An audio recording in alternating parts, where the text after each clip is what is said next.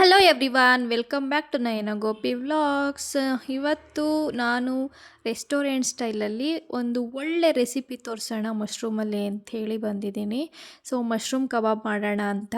First ನಾವು ಮಶ್ರೂಮ್ನ ತೊಗೊಂಡಿದ್ದೀನಿ, ಒಂದು 500 ಗ್ರಾಮ್ ಇದೆ. ಅರ್ಧ ಕೆ ಜಿಯಷ್ಟು ನಾನು ಮಶ್ರೂಮ್ನ ತೊಗೊಂಡಿದ್ದೀನಿ. ನೀಟಾಗಿ ಅರಿಶಿನ ಪುಡಿ ಹಾಕಿ ನೀರಲ್ಲಿ ಚೆನ್ನಾಗಿ ತೊಳೆದಿಟ್ಕೊಂಡಿದ್ದೀನಿ.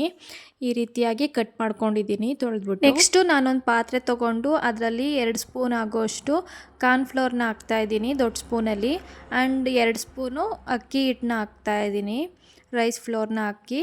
ನೆಕ್ಸ್ಟು ಅದಕ್ಕೆ ಕಬಾಬ್ ಪೌಡರ್ನು 2 ಸ್ಪೂನಷ್ಟು ಕಬಾಬ್ ಪೌಡರ್ನ ಹಾಕ್ತಾಯಿದ್ದೀನಿ. ನಾವು 500 ಗ್ರಾಮ್ಗೆ ಈ ಥರ ದೊಡ್ಡ ಸ್ಪೂನಲ್ಲಿ 2 ಸ್ಪೂನು ಕಬಾಬ್ ಪೌಡರೆಲ್ಲ ಹಾಕ್ಕೋಬೇಕಾಗತ್ತೆ. ಆ್ಯಂಡ್ 1 ಸ್ಪೂನು ಶುಂಠಿ ಬೆಳ್ಳುಳ್ಳಿ ಪೇಸ್ಟ್ ಹಾಕ್ಕೊತಾ ಇದ್ದೀನಿ. ಟೇಸ್ಟಿಗೆ ಕರ್ಬೇವಿನ ಸೊಪ್ಪು ಹಾಕ್ತೀನಿ. ಕರ್ಬೇವಿನ ಸೊಪ್ಪು ಸಿಕ್ಕಾಪಟ್ಟೆ ಟೇಸ್ಟ್ ಕೊಡುತ್ತೆ, ತುಂಬ ಚೆನ್ನಾಗಿರುತ್ತೆ. ಆ್ಯಂಡ್ ಇದು ಕಣ್ಣಿಗೆ ಮತ್ತು ಹೇರ್ಗೆ ಎಲ್ಲ ತುಂಬ ಹೆಲ್ದಿಯಾಗಿರೋ ಅಂಥದ್ದು. ಸೊ ಈಗ ಸ್ವಲ್ಪನೇ ನೀರು ಸೇರಿಸ್ಕೊಂಡು ನಾನು ಈ ಥರ ಎಲ್ಲ ಮಿಕ್ಸ್ ಮಾಡ್ಕೋತಾ ಇದ್ದೀನಿ. ಇದಕ್ಕೆ ಯಾವುದೇ ರೀತಿಯಾದ ಉಪ್ಪಾಗಲಿ ಖಾರ ಆಗಲಿ ಹಾಕಕ್ಕೆ ಹೋಗಬೇಡಿ, ಇದರಲ್ಲೇ ಕಬಾಬ್ ಪೌಡರಲ್ಲೇ ಎಲ್ಲನೂ ಇರುತ್ತೆ ನೋಡಿ. ಈ ಥರ ನೀಟಾಗಿ ಮಿಕ್ಸ್ ಮಾಡ್ಕೋಬೇಕು. ಚೆನ್ನಾಗಿ ಮಿಕ್ಸ್ ಮಾಡ್ಕೊಂಡಾದಮೇಲೆ ನಾವು ಇದಕ್ಕೆ ಮಶ್ರೂಮ್ನ ಸೇರಿಸ್ಬೇಕು. ನಾನೀಗ ಮಶ್ರೂಮ್ನ ಸೇರಿಸ್ಕೊತಾ ಇದ್ದೀನಿ ನೋಡಿ. ಈ ಒಂದು ಮಶ್ರೂಮ್ನ ನಾನು 3 ಪೀಸಾಗಿ ಮಾಡ್ಕೊಂಡಿದ್ದೀನಿ. ಅಂದರೆ ಒಂದು ಮಶ್ರೂಮಲ್ಲಿ ನಾನು 3 ಪೀಸಸ್ ಆಗಿ ಕಟ್ ಮಾಡ್ಕೊಂಡಿದ್ದೀನಿ.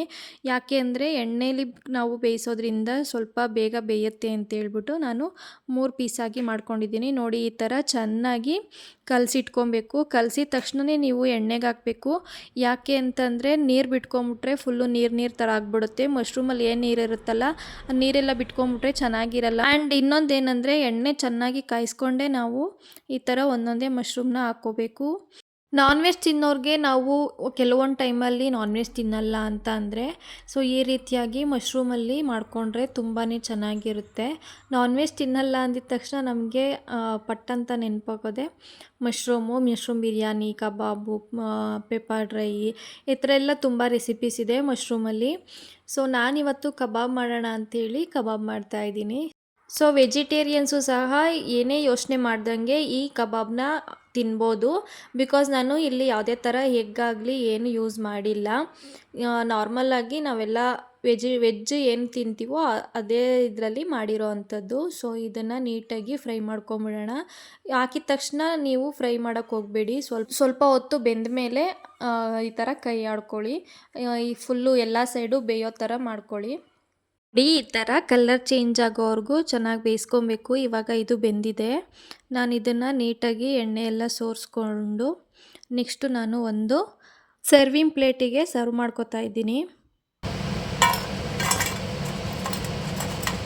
ನೀವೇ ಸೌಂಡ್ ಕೇಳಿಸ್ಕೊಂಡ್ರಲ್ಲ, ಎಷ್ಟು ಕ್ರಿಸ್ಪಿಯಾಗಿ ಬಂದಿದೆ ಅಂದರೆ ನನಗಂತೂ ಸಿಕ್ಕಾಪಟ್ಟೆ ಇಷ್ಟ ಆಯಿತು. ಟೇಸ್ಟು ಅಷ್ಟೇ ಚೆನ್ನಾಗಿತ್ತು.